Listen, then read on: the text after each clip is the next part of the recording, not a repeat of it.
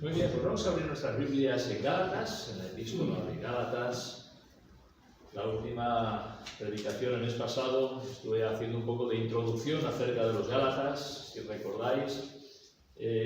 Los Gálatas fueron diferentes tribus de la zona de Francia, Francia que, esto estoy hablando del siglo VII a.C., que fueron emigrando y fueron llegando hacia lo que actualmente es Turquía y se establecieron en el territorio que es la península de Anatolia. Allí empezaron las tribus, estas diversas tribus de Gálatas a establecerse y llegó un momento en la historia donde pues, la región donde se habían asentado pues, tomó el nombre de Gálatas, o sea, de Galacia, perdón.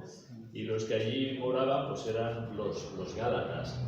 El primer viaje misionero que el apóstol Pablo hizo precisamente fue a esta región. En los capítulos 13 y 14 del libro de los Hechos vemos como Pablo con Bernabé llevaron el Evangelio a Galacia.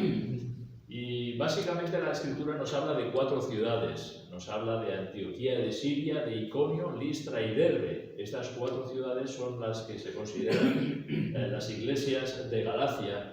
Y es a las que Pablo pues, dirige esta epístola, esta carta. Él, después de acabar este primer viaje misionero, regresaron a la iglesia de donde salieron Pablo y Bernabé, que era la iglesia de Antioquía de Siria.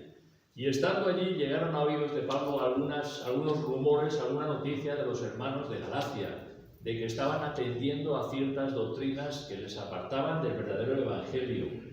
Y entonces Pablo, en la distancia, pues tomó la decisión de escribir a las iglesias de Galacia y les escribe esta carta. Fue el primer escrito que tenemos del Nuevo Testamento es esta epístola de Pablo a los Gálatas, alrededor del año 48 después de Cristo. Y entonces aquí lo que estaba sucediendo es que en estas ciudades se convirtieron gentiles y judíos. Pero sabéis que gentiles y judíos siempre llevaban como vidas separadas, ¿no? Los judíos con los judíos, los gentiles con los gentiles, y los judíos miraban de no juntarse con los gentiles. Pero ¿qué pasa? El Evangelio llama tanto a judíos como gentiles y les llama a convivir juntos. Claro, esto para los judíos era un problema, porque ellos que nunca habían comido, se habían sentado en la misma mesa con gentiles, el sentarse en una mesa y tener comunión con gentiles era algo pues, que les chocaba, ¿no?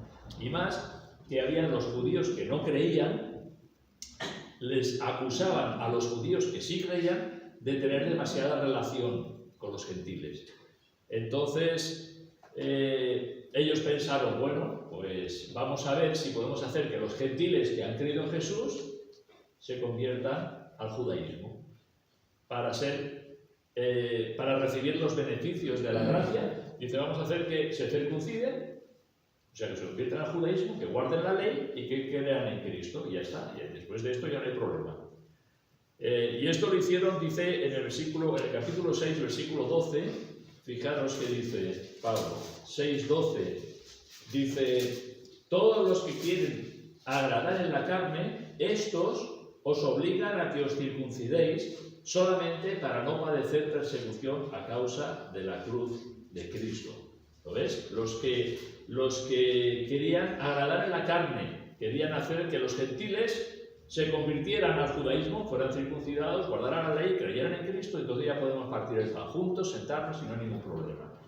Pero esto no es el Evangelio, esto era añadir cosas a lo que es el Evangelio.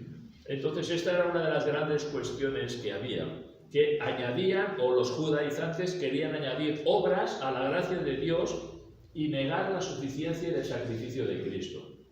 Esto por un lado. Y después, por otro lado, es que ponían en duda la autoridad apostólica del apóstol Pablo. Eran las dos cuestiones que habían llegado a oídos de Pablo. Primero, que ponían en duda su apostolado. ¿Por qué? Porque Pablo no era de los 12 apóstoles. Pablo era apóstol a los gentiles, pero no tenía conexión con los 12 apóstoles en Jerusalén. Entonces, de cierta manera, algunos acusaban a Pablo de un apóstol de segunda categoría. Están los que juegan a fútbol de primera categoría, los de segunda categoría, pues tienen los apóstoles de primera categoría, los 12, los que están en Jerusalén, los que estuvieron con Jesús. Y apóstol Pablo, el de segunda categoría, porque él no tiene nada que ver con los 12. O sea, ya lo ponían en cuestión su autoridad apostólica. Entonces Pablo coge y escribe esta carta, la carta a los Gálatas, que como digo no va a una iglesia, sino que va a las iglesias de toda esta región de Galacia, como he mencionado, Antioquía, de Pisidia, Iconio, Listra y Derbe. Y seguramente era una carta circular, que llegaba a una iglesia, la leían, y después era llevada a otra iglesia, la leían, iban a otra iglesia, y la carta iba circulando de iglesia en iglesia para despertar un poquito a los Gálatas de tener cuidado porque os estáis apartando del Evangelio, ¿vale? Y entonces Pablo escribe, y lo que trata principalmente la epístola, y lo vamos a ver hoy en los primeros 5 versículos, en lo que es la salutación, como ahí hace prácticamente la defensa de su apostolado y lo que es el Evangelio. Y después en el resto de la carta lo va desarrollando y lo va repitiendo, y lo vamos a ir viendo poco a poco. Pero solamente en lo que es la salutación hoy, vamos a ver cómo Pablo trata de poner y asentar las bases de su apostolado y del Evangelio que predica. Así que vamos a leer los versículos del 1 al 5, Gálatas 1, del 1 al 5. Dice: Pablo, apóstol, no de hombres ni por hombre, sino por Jesucristo y por Dios el Padre que lo resucitó de los muertos. Y todos los hermanos que están conmigo a las iglesias de Galacia. Gracia y paz sean a vosotros de Dios el Padre y de nuestro Señor Jesucristo, el cual se dio a sí mismo por nuestros pecados para librarnos del presente siglo malo, conforme a la voluntad de nuestro Dios y Padre, a quien sea la gloria por los siglos de los siglos. Amén.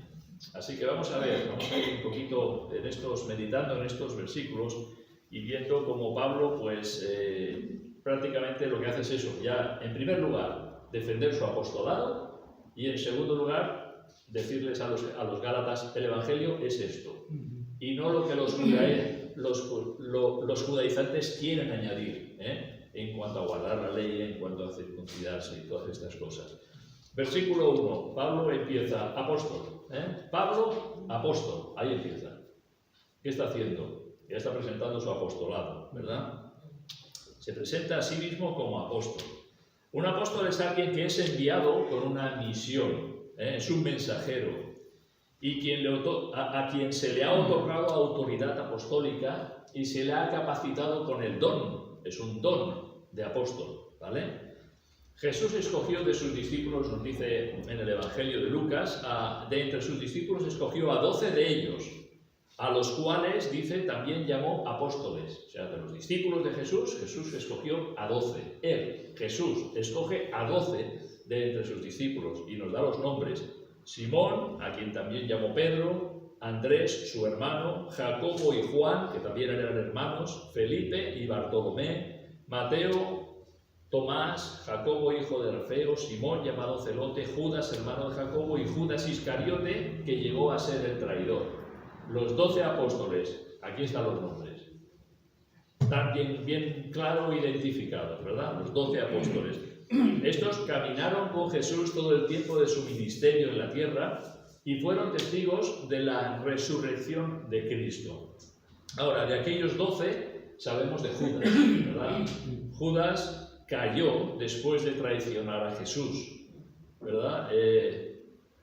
Y Matías, nos dice en el libro de Hechos, capítulo 1, fue nombrado en lugar de Judas. Recordáis, ¿verdad? Que Pedro, junto con los hermanos, él menciona, ¿no? Así como dicen los salmos, y menciona 2 salmos. Él menciona el Salmo 69, 25 y el Salmo 109, 8, para decir, porque está escrito en el libro de los Salmos. Está mencionando estos 2 citas, Salmo 69, 25 y 109, 8. Así está escrito en el libro de los Salmos: sea hecha desierta su habitación, no haya quien more en ella, y tome otro su oficio. ¿Vale? Está hablando de Judas. Y entonces Pablo presenta a los hermanos a la necesidad de tomar a otro de los hermanos que han estado con ellos durante todo el tiempo que Jesús estuvo en la tierra, y tome otro su oficio, ocupar el lugar de Judas, que él cayó de su apostolado. Y nos dice en Hechos capítulo 1, fue escogido Matías, ¿verdad? Dice, y fue contado con los 12. Matías fue contado en lugar de Judas, ¿vale? Ocupó el lugar de Judas. Y el último apóstol fue Pablo, quien fue apóstol a los gentiles. Pero es otro caso, ¿verdad? Tenemos a los 12 apóstoles, Judas cayó, Matías ocupó su lugar, ¿verdad? Y después Pablo fue escogido por el Señor como apóstol a los gentiles. No han habido más apóstoles que los que fueron escogidos por Jesús mismo. Bíblicamente no hay tal cosa como la sucesión apostólica que enseña la Iglesia católica. La sucesión apostólica significa que el Papa ha tenido esa sucesión apostólica del Papa anterior y del otro, y del otro, y del otro, hasta llegar al apóstol Pedro. Ellos dicen esto, ¿verdad? Las Escrituras no enseñan nada de la sucesión apostólica. Y hoy, en el siglo XXI en el que estamos, hay apóstoles. Lo oís, ¿no? Lo veis en YouTube. El apóstol tal, el apóstol cual. Son apóstoles autoproclamados. Ellos mismos se han autoproclamado apóstoles, pero no han sido escogidos por el Señor, ni han estado caminando con Él durante los 3 años de Jesús en la tierra, ni han sido testigos oculares del Cristo resucitado. Por lo tanto, son falsos apóstoles. Son falsos apóstoles, son impostores, igual que en la antigüedad habían los falsos profetas, ¿verdad? Son falsos. Y sobre todo tomar este ministerio de apóstol que hoy día se ve tanto, ¿verdad? Todos los apóstoles fueron escogidos directamente por Jesús, ¿verdad? Los 12 durante el ministerio de Jesús en la tierra y Pablo por el Cristo resucitado. La única excepción, podríamos decir, es Matías. Pero nos dice la Escritura que Matías fue señalado, junto con otro hermano que se llamaba Justo, si no recuerdo mal, fue señalado por los apóstoles y escogido, nos dice el pasaje, por Dios, en sustitución de Judas. Además, ¿cómo estaban los apóstoles? Estaban llenos del Espíritu Santo. O sea, ellos tomaron esa decisión llenos del Espíritu Santo, bajo la dirección del Señor. Así fue nombrado Matías apóstol, en lugar de Lucas, que cayó de su apostolado. Eran personas que estuvieron con Jesús todo el tiempo de su ministerio, desde que fue bautizado por Juan el Bautista hasta que ascendió a los cielos, después de resucitar. La excepción fue Pablo, que fue escogido por el Cristo ya resucitado. La excepción fue Pablo. El Señor dijo de Pablo: instrumento escogido me es este. ¿Vale? Esto, las palabras que el Señor le dijo a Ananías, hablando de Pablo. Instrumento escogido me es esto. ¿Qué hace el Señor? Escoge. ¿A quién? Saulo de Tarso, ¿verdad? Instrumento escogido me es este para llevar mi nombre en presencia de los gentiles y de los reyes y de los hijos de Israel.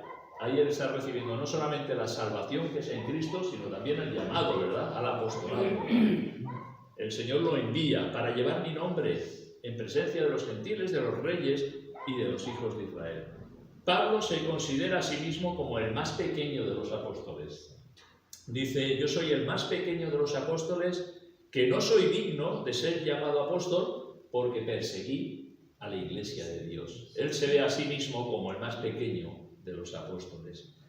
Así que todos los apóstoles fueron testigos de la resurrección de Cristo. Ellos vieron al Señor resucitado y ellos dieron un valeroso testimonio, ¿verdad?, de la resurrección de Cristo. De hecho, fue el motor que realmente les movió a llevar el Evangelio por todos los lugares. ¿Por qué? Porque habían visto a Jesús llegar a la cruz, morir, estar en un sepulcro y resucitar con poder y gloria. Han visto al Cristo resucitado. En varias ocasiones tenemos en las Escrituras que Jesús se aparecía a los discípulos, incluso cuando estaban reunidos con las puertas cerradas. El Señor se aparece y les dice: paz a vosotros, ¿verdad? Paz a vosotros. El Cristo resucitado, y ellos lo habían visto. Y eso fue lo que realmente movió sus corazones a dar testimonio de que habían visto al Cristo resucitado. Fueron capacitados por el Señor para hacer señales y prodigios que verdaderamente mostraban que el mensaje que anunciaban acerca de Jesús era verdadero. Esto es algo que el Señor les dio a los apóstoles. El hacer milagros, el hacer sanidades, ¿verdad? Vemos al apóstol Pedro sanar a un cojo, vemos al apóstol Pablo hacer milagros, incluso algunos le traían la ropa para que las tocase y fueran sanados, ¿verdad? El hacer señales y milagros, pero la importancia no estaba en ello, la importancia estaba en el mensaje que ellos estaban predicando, el mensaje de que Jesús había muerto y resucitado. Ese era el mensaje. Y el Señor les concedió el hacer maravillas, milagros, señales, para afirmar que verdaderamente lo que ellos publicaban era la palabra de Dios. Ellos estaban revestidos, ¿verdad?, con esa autoridad divina. Dice, en 2 de Corintios, Pablo dice, capítulo 12, versículo 12, dice, las señales de apóstol han sido hechas entre vosotros en toda paciencia, por señales, prodigios y milagros. O sea, vemos como Pablo fue capacitado por el Señor, recibió el don de apóstol, ¿verdad?, de ser ese mensajero que llevaba el Evangelio a tantos lugares y se establecían iglesias, y tenían un mensajero itinerante, los apóstoles. Iban de un lugar para otro. Vemos a Pablo, como no paraba para arriba y para abajo. Vemos a Pedro en diferentes lugares, ¿verdad?, llevando el Evangelio primero en Samaria, donde estaba Felipe, más adelante lo vemos en casa de Cornelio, y vemos cómo tenían un ministerio itinerante, y de los otros apóstoles no tenemos mucha noticia, pero lo cierto es que también fueron llevando el Evangelio por allí donde iban. Como digo, sus escritos estaban revestidos de autoridad. Todo el Nuevo Testamento está escrito por apóstoles o aquellos que han recibido la aprobación apostólica. ¿Por qué digo esto? Lucas no era apóstol, pero él escribió el Evangelio de Lucas y el libro de los Hechos. Tenemos a Marcos, no era apóstol, él escribió el Evangelio de Marcos. Tenemos a Judas o a Santiago, que ellos no eran apóstoles, eran hermanos del Señor, pero ellos recibieron bajo la supervisión y la aprobación de los apóstoles. Recibieron esa aprobación apostólica, y así tenemos el fundamento de los apóstoles, que es el Nuevo Testamento. Ahí tenemos la doctrina, ahí tenemos la enseñanza, ¿verdad?, el Evangelio. Ese es el fundamento de los apóstoles, lo que es el Nuevo Testamento. Los apóstoles fueron capacitados con el don de apóstol y sentaron las bases de la doctrina de la Iglesia, llamado el fundamento de los apóstoles. 1 de Corintios 12, 28. Dice, y aún nos puso Dios en la Iglesia primeramente apóstoles, luego pastores, lo tercero maestros, luego los que hacen milagros, después los que sanan, los que ayudan, los que administran, los que tienen don de lenguas. Pero vemos que el Señor puso en primer lugar apóstoles, sentando la base. El fundamento de los apóstoles es que Cristo murió y resucitó. Ese es el fundamento, ¿verdad? En Efesios 2:20 dice, edificados sobre el fundamento de los apóstoles y profetas, siendo la principal piedra del ángulo Jesucristo mismo.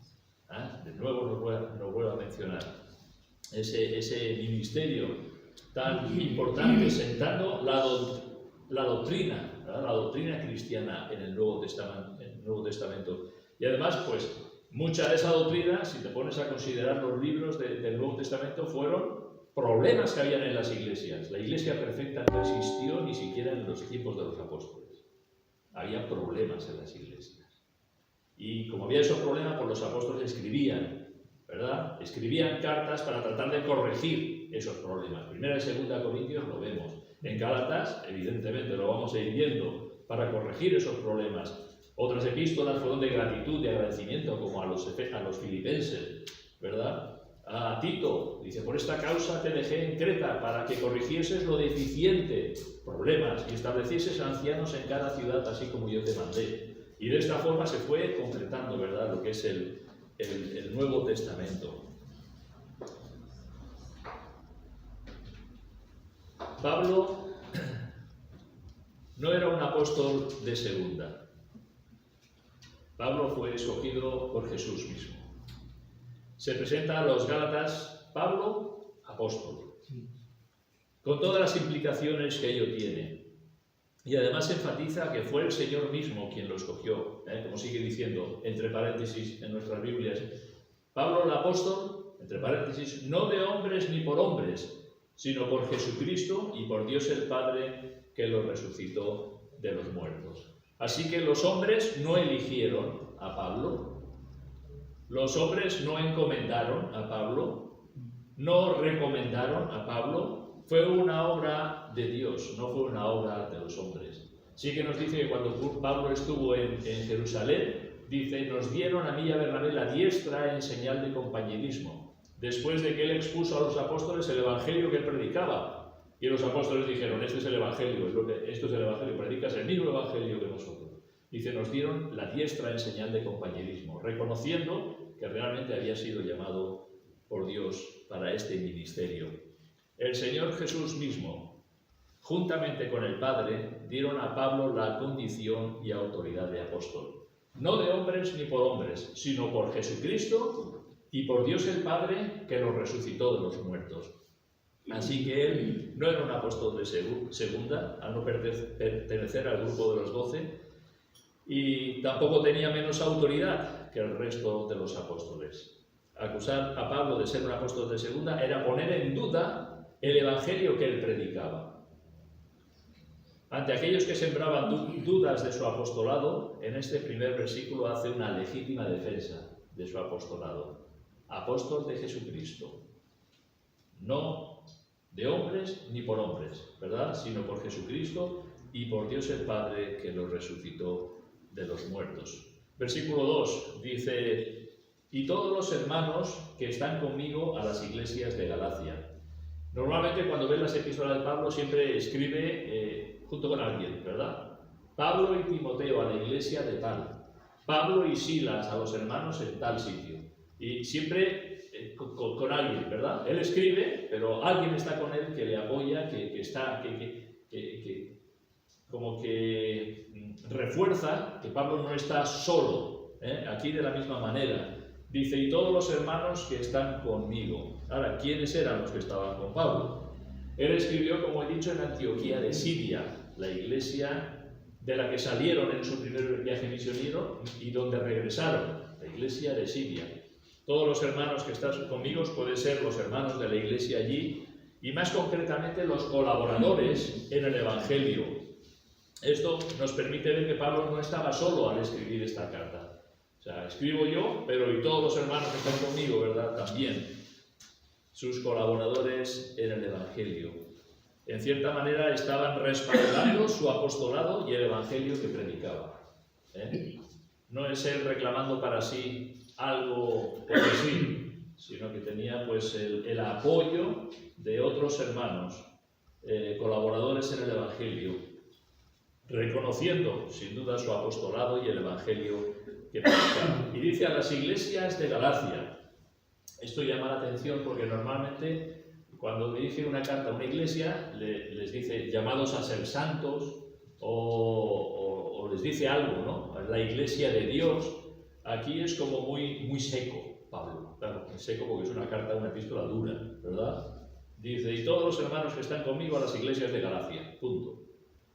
No dice llamados a ser santos, o a los santificados, o a la iglesia, no, a las iglesias de Galacia, punto. Y entonces da la salutación, versículo 3, gracia y paz sean a vosotros, de Dios el Padre y de nuestro Señor Jesucristo. Ahí está la salutación. Era una forma muy común de dar la salutación. En muchas de sus epístolas Pablo escribe así, sigue este patrón, ¿verdad? En esta salutación encontramos un resumen del Evangelio, gracia y paz. Gracia y paz a vosotros. ¿Qué es la gracia? Ese es el favor inmerecido de Dios, ¿verdad? Algo que no merecemos, algo que Dios nos ofrece como un regalo, como un don. Y paz es el resultado de la gracia que es recibida con fe. Gracia y paz. La gracia de Dios trae paz al creyente, ¿verdad? Ya no estamos en enemistad con Dios, ahora estamos en paz con Dios. La paz con Dios, quien nos ha reconciliado por la muerte de Jesús, ¿verdad? Confiado por la fe en ese sacrificio, nosotros ahora hemos sido reconciliados con Dios. Ahora estamos en paz con Dios. Y la paz de Dios, que es la que nos concede cuando confiamos y descansamos en sus promesas. El que no tiene al Señor vive en guerra con Dios. Dice la Escritura, enemigos, siendo enemigos. El que no tiene a Jesús es enemigo de Dios, ¿verdad? Pero cuando alguien cree por la fe en Jesús, deja de ser enemigo y viene a ser hijo de Dios. No solo amigo, sino hijo de Dios por adopción, ¿verdad? Gracia y paz a vosotros. ¿De dónde? Dice, de Dios el Padre y de nuestro Señor Jesucristo. En estos 5 versículos menciona 3 veces a Dios el Padre y al Señor Jesucristo. Lo hemos visto en el versículo 1, ¿verdad? Cuando habla del apostolado dice, sino por Jesucristo, y por Dios el Padre que lo resucitó de los muertos. En la salutación, gracia y paz a vosotros de Dios el Padre y de nuestro Señor Jesucristo. Y en el versículo 4 nos habla acerca de lo que Jesús hizo y al final, conforme a la voluntad de nuestro Dios y Padre. Está mencionando constantemente al Padre y al Hijo, Padre y el Hijo, Padre y el Hijo, ¿verdad? Gracia y paz a vosotros. Ahora, versículo 4, y aquí es donde está el Evangelio. Al principio hemos visto en el 1, él defendiendo su apostolado, y en el 4 vemos el Evangelio, un resumen del Evangelio. Ha sintetizado el Evangelio, que nosotros a veces parece que necesitamos tantas palabras, ¿verdad? Tantas explicaciones, lo ha sintetizado en un versículo. Fijaros el versículo 4. Hablando de Jesús, dice, el cual se dio a sí mismo por nuestros pecados para librarnos del presente siglo malo, conforme a la voluntad de nuestro Dios y Padre. Hay una síntesis del Evangelio, ¿verdad? Y este versículo me gustaría detenerme un poquito más y ver realmente ese Evangelio que él predicaba y que de nuevo vuelve a enseñarles y vuelve a mencionarle a los Gálatas. Dice, ese Evangelio que comenzaban a dudar, porque empezaban a añadir otras cosas por los judaizantes, de guardar la ley, de circuncidarse, de guardar ciertas fiestas y tal. No, aquí no habla ni de circuncidarse, aquí no habla ni de guardar la ley, ni de celebrar ciertas fiestas. Aquí habla el Evangelio, es que Cristo se dio a sí mismo por nuestros pecados. Ese es el Evangelio, ¿verdad? Y entonces les vuelve a subrayar y a recordar. No es lo que nosotros podemos hacer para ganar el cielo, sino lo que Jesús hizo para proveer salvación. Eso es el Evangelio. No es lo que nosotros podamos hacer. Yo voy a hacer esto para ganarme el cielo, ¿verdad? Hacer obras, añadir obras. No, eso no es el Evangelio. El Evangelio es que tú no puedes hacer nada para ganarte el cielo. Ni con todo el oro del mundo, ni con todas las buenas obras del mundo podemos ganar un minuto del cielo. Imposible. Es lo que Jesús hizo por nosotros y depositando nuestra fe en Él y solo en Él, ¿verdad? No son las obras, sino es la gracia de Dios. Ahora, ¿qué es lo que hizo Jesús por nosotros? Fijamos en la primera parte del versículo, el cual se dio a sí mismo. ¿Qué hizo Jesús por nosotros? Se dio a sí mismo. Voluntariamente, fijaros, vamos al Evangelio de Juan, capítulo 10. Evangelio de Juan, capítulo 10, y vamos a ver 3 o 4 versículos aquí.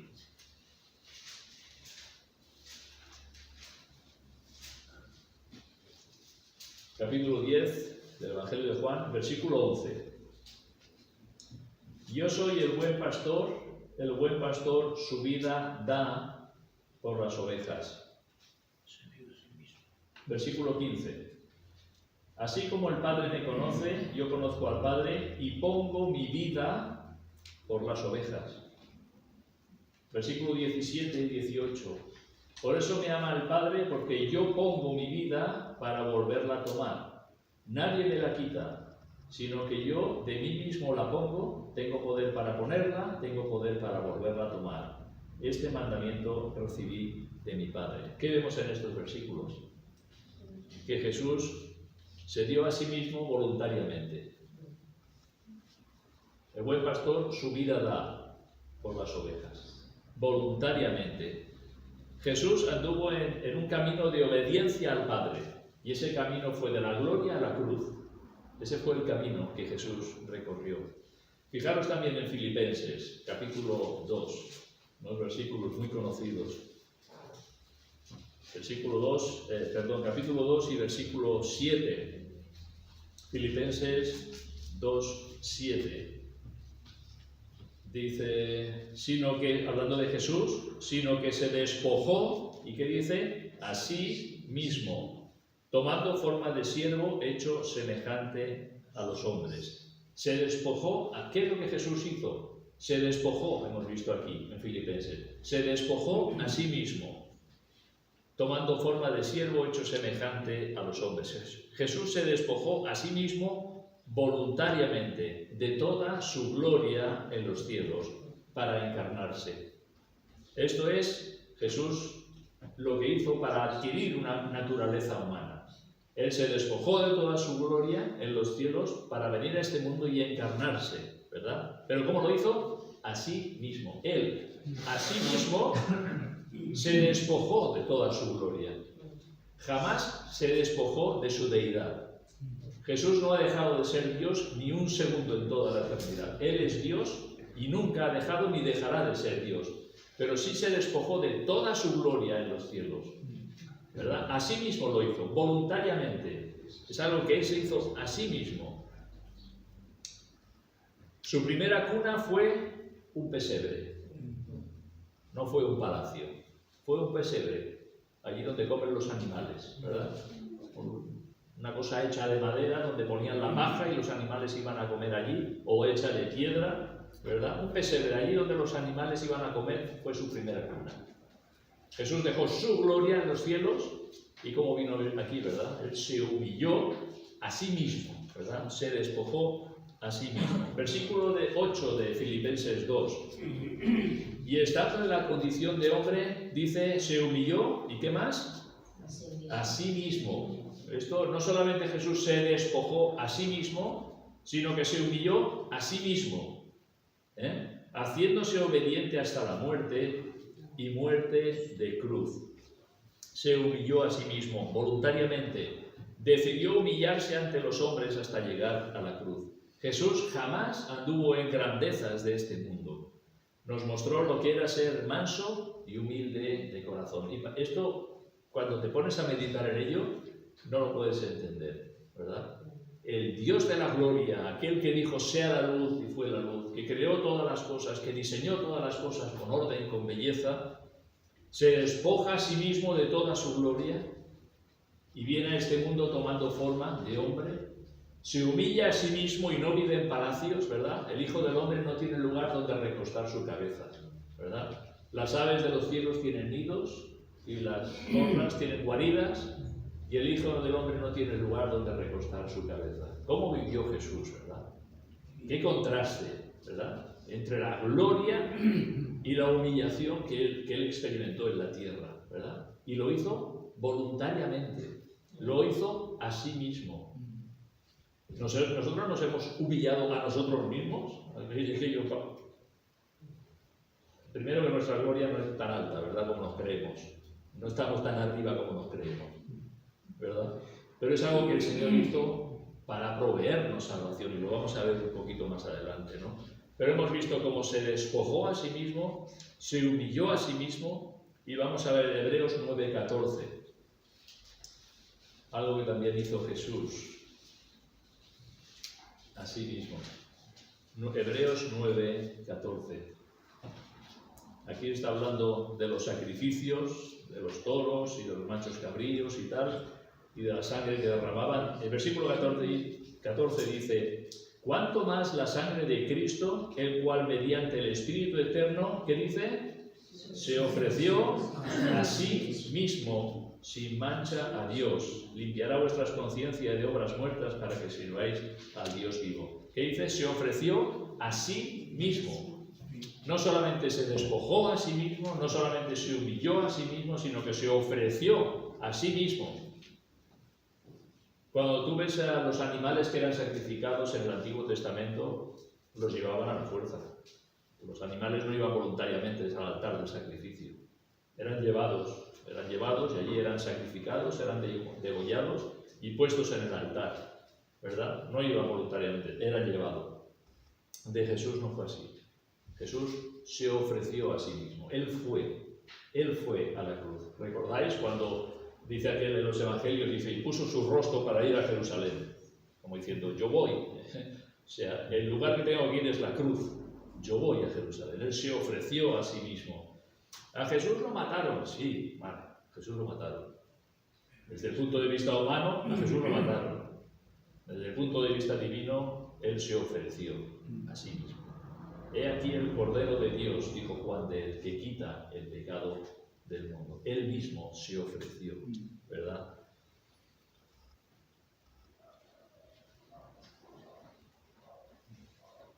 Así que hemos visto en Filipenses cómo se despojó a sí mismo, se humilló a sí mismo, En hebreo se ofreció a sí mismo, y ahora volviendo a Gálatas, versículo 1, capítulo 1, versículo 4, dice, el cual se dio a sí mismo. ¿Os dais cuenta todo lo que el Señor hizo a sí mismo por amor a nosotros?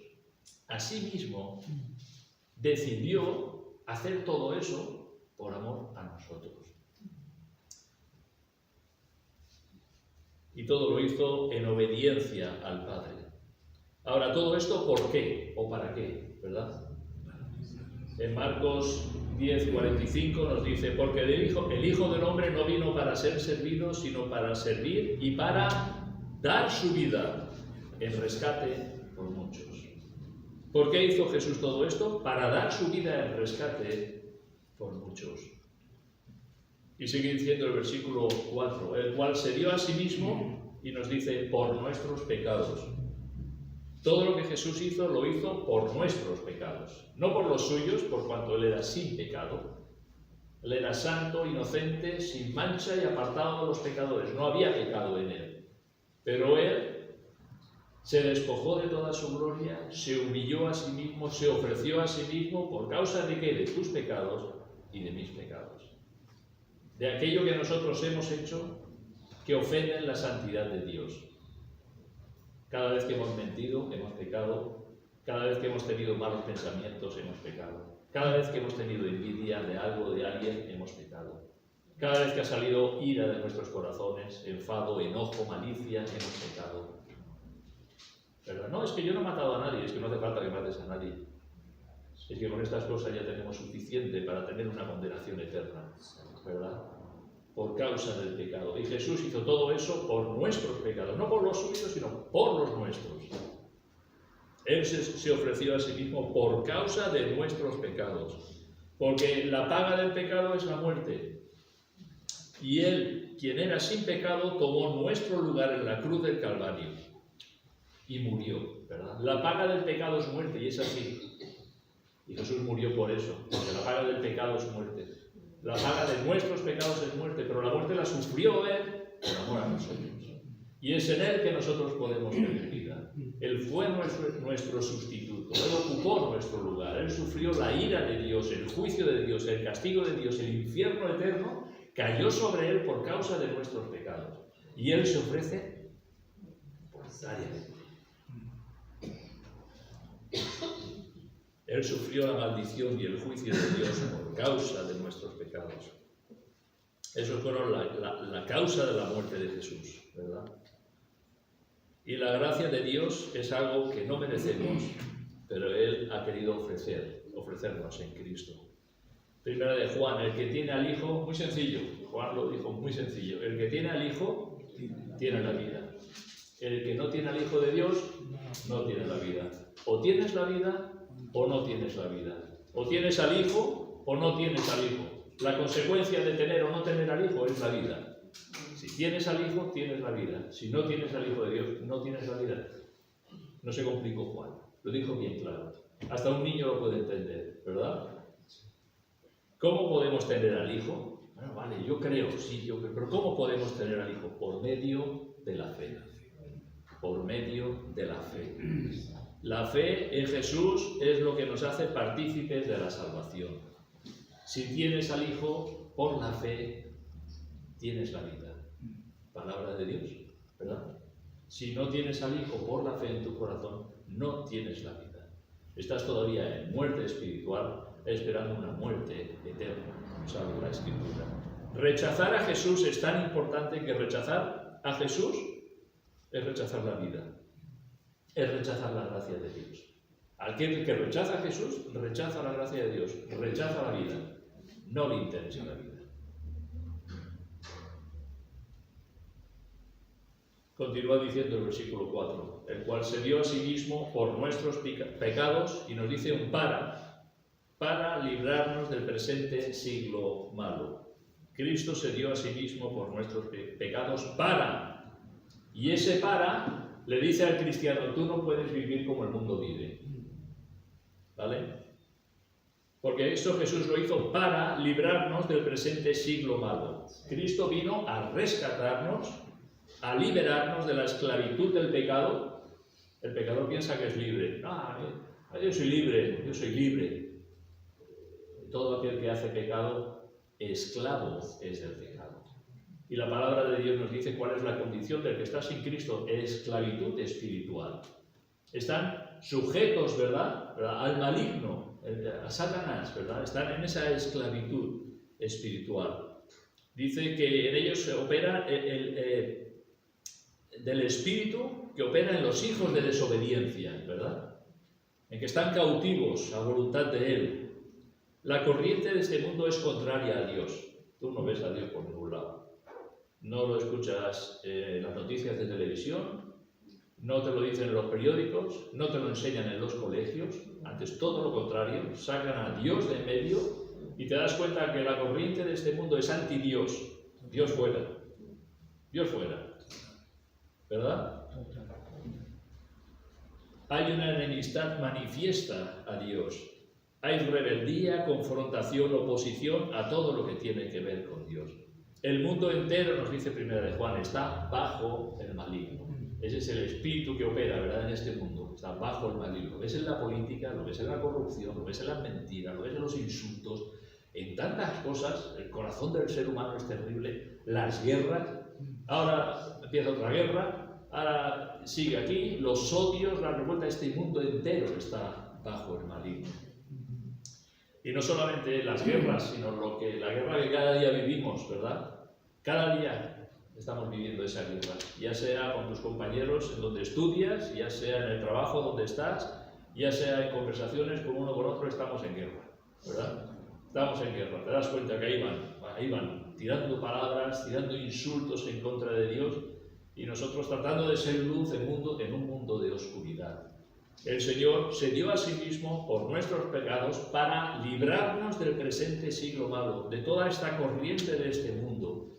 Por eso nos habla en Romanos 12: no os conforméis a este siglo, sino transformaos por medio de la renovación de vuestro entendimiento. La vida del cristiano no puede ser igual que la vida de la gente del mundo.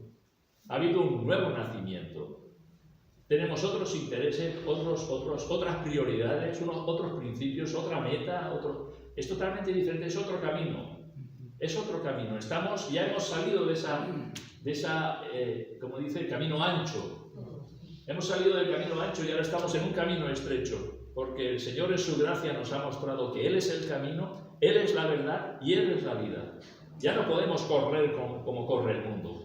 A ellos les extraña, ¿verdad? Que vosotros no corráis con ellos en el mismo camino de disolución y os ultrajan y se burlan y se ríen. Me da igual. Yo estoy en ese camino que es Cristo, ¿verdad? Y yo sé que ese camino me lleva a la gloria, juntamente con Él, ¿verdad? Ya no corro, y por eso el llamado del cristiano es: no puedes vivir como el mundo vive. No puedes ir donde van la gente del mundo, de lo que se ríe la gente del mundo, de lo que disfruta la gente del mundo. Puedes disfrutar de las cosas naturales, pero no de aquellas cosas que son en contra de la santidad de Dios, porque Jesús vino a morir por nuestros pecados. No podemos estar viviendo ni practicando el pecado, ¿verdad? El que vive en el pecado, el que practica el pecado, dice, no es de él. Habla la Escritura. Pecamos, sí pecamos, pero venimos y confesamos a nuestros pecados y al Señor, y el Señor nos perdona y el Señor nos limpia, y continuamos adelante y volvemos a fallar y volvemos a pedir perdón al Señor, a arrepentirnos y continuar adelante. Pero no podemos estar viviendo constantemente en el pecado. Tiene que haber diferencia de nuestra vida. No podemos estar atados a vicios de este mundo, a cosas de este mundo que deben de salir de nuestras vidas. El Señor hemos sido llamados ¿a qué? A la santidad. Es otro camino, es otra vida, ¿verdad? El Señor murió, ¿verdad? Se ofreció a sí mismo por nuestros pecados con un propósito, para que vivamos en santidad. Y ese camino nos lleva a una vida eterna, ¿verdad? Y nos libra no solamente de vivir perdidamente en este mundo, sin dirección, sino nos libra de una condenación eterna, ¿verdad? Continúa el versículo, ya concluyendo el versículo 4, el cual se dio a sí mismo por nuestros pecados para librarnos del presente siglo malo, y fijaros ahora, conforme a la voluntad de nuestro Dios y Padre. Todo lo que Jesús hizo, lo hizo en obediencia a la voluntad del Padre. Todo. el dejar su gloria, el humillarse, el ofrecerse, el ir a la cruz, todo eso lo hizo en obediencia a la voluntad de Dios. Pero ¿por qué Dios quería que su Hijo sufriera de esta manera? Para pagar el precio de nuestros pecados, para proveernos salvación, para hacer de los enemigos hijos. Es tremendo, ¿verdad? El amor de Dios en Cristo. Lo hizo conforme a la voluntad de nuestro Dios y Padre. Recordáis las palabras de Jesús en Getsemaní: Padre, si es posible, pasa de mí esta copa, pero no se haga mi voluntad, sino la tuya. Sujeción a la voluntad del Padre. Todo lo que Él hizo, lo hizo en sujeción a la voluntad del Padre para proveer, ¿verdad?, salvación. La justicia de Dios demandaba la muerte por causa del pecado, pero su amor proveyó el sacrificio perfecto en el Señor Jesucristo. Aquellos sacrificios de la antigüedad cubrían el pecado, ¿verdad? Los sacrificios de los animales no podían quitar el pecado, cubrían, ¿verdad? Y volvían a pecar y volvían a otro sacrificio y cubrían el pecado. Cuando vino Jesús, con un solo sacrificio, ¿verdad?, satisfizo la justicia de Dios el Padre. Un solo sacrificio eterno ha provisto eterna redención para todos los que creen en Él, por la fe, ¿verdad? La muerte del Hijo fue en sujeción a la voluntad del Padre, por nuestros pecados, para proveer salvación. ¿Qué es lo que Pablo les está diciendo a los Gálatas? Esto es el Evangelio. Esto es el Evangelio que yo os he predicado y que va a seguir desarrollando la epístola. Es esto es el Evangelio. No son otras cosas que necesitáis añadir, ¿verdad? O que algunos están tratando de hacer, como circuncidarse, guardar la ley, celebrar las festividades. No, eso no es el Evangelio. Es Cristo, en sujeción a la obediencia del Padre, que se entregó por nosotros, por nuestros pecados, para librarnos, ¿verdad?, de la condenación de este siglo malo. Ese es el Evangelio. Y por tanto, ¿qué es lo que queda? Lo que queda es el versículo 5. A quien sea la gloria por los siglos de los siglos. Amén. Alabanza, ¿verdad? Adoración. Pablo está escribiendo una carta a los Gálatas, una carta que va a ser dura, pero ya empieza diciendo, en primer lugar, defendiendo su apostolado, como él es apóstol del Señor, no de hombres ni por hombres, ¿verdad? Y luego trayéndole lo que es el Evangelio. Esto es el Evangelio. El Evangelio no es lo que estos judaizantes os están diciendo, que tenéis que añadir. La fe en Jesús, pero más cosas, ¿verdad? No, eso no es el Evangelio. El Evangelio es esto. Y él hace en este versículo esta síntesis del Evangelio. Y yo creo que Pablo, meditando en todo esto, su corazón se fue calentando. Se fue calentando viendo el amor de Dios hacia él, ¿verdad?, en la persona del Señor Jesucristo, que se despojó de su gloria, que se humilló, que se ofreció a sí mismo, y todo lo hizo por amor a nosotros, que Él explota en su corazón y dice: a quien sea la gloria por los siglos de los siglos. Amén. Concluye la salutación con esta alabanza, con esta doxología. No es común, ¿verdad?, en una salutación el ver esta doxología, pero después de haber estado expresando el amor de Dios en el Señor Jesucristo, Él dice: a quien sea la gloria, a Dios el Padre. A Él sea la gloria por los siglos de los siglos.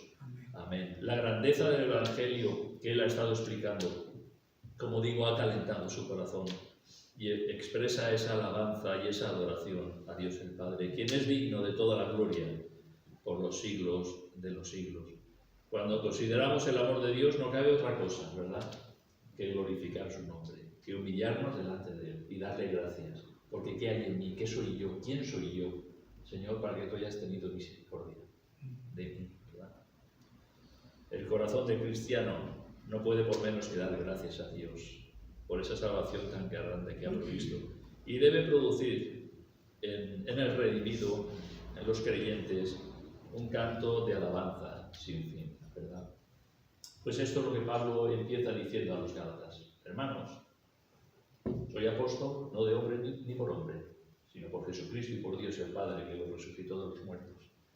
Y el Evangelio es este, que el Señor Jesucristo se dio a sí mismo por nuestros pecados, para librarnos del presente siglo malo, conforme a la voluntad de Dios el Padre.